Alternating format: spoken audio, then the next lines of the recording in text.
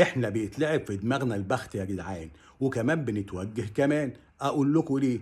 لان بمنتهى البساطه واحده زي البلوجر اياها صاحبه الفيلم الاباحي لما استضافوه عند المذيعه اياها في القناه اياها، انا واحد من الناس اللي كانوا معترضين.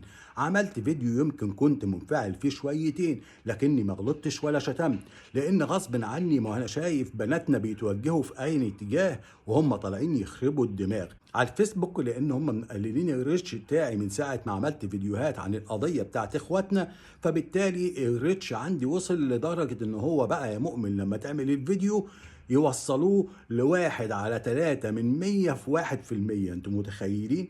يعني انا عندي 150 الف متابع يوصل ل 700 واحد 800 واحد، ما يوصلش لاكتر من كده. لكن لما نزلته على التيك توك وهناك ما فيش الفيديوهات اللي بتتكلم عن القضيه، سابوه ينتشر وما كانوش واخدين بالهم. وصل لكام يا مؤمن خلال 3 ايام؟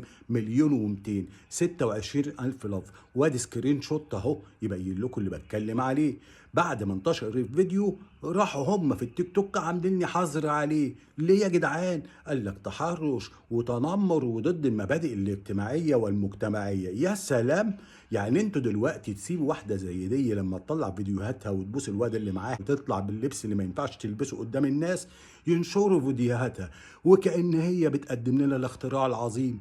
ولما يجي واحد زي حالاتي يعمل فيديو ينتقد هذا السلوك المشين والناس تتفاعل معاه، الحق بسرعة للناس يفوقوا، خليهم مغيبين، احذر الفيديو ومحدش يشوفه كمان. ده كل اللي انا قلته. ارحمونا وارحموا البنات، انتوا جايين تعلموهم ايه؟ واللي عايز يشوفه ينزل يبص في الكومنتات هيلاقي اللينك بتاعه ويقول لي رأيه ايه.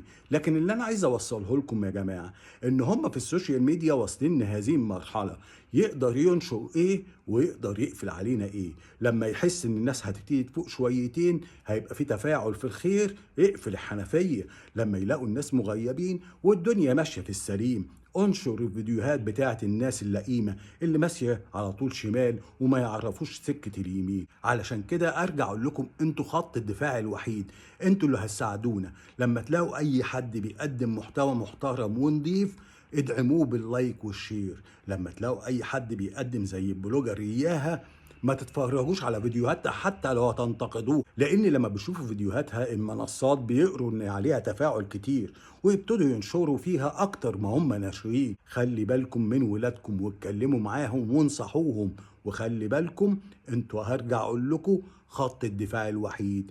لو مش انتوا اللي هتنشروا الخير يا ناس يا محترمين، فخلاص عليها السلام، واستنوا الناس اللي بتحب الشمال هم ينشروا.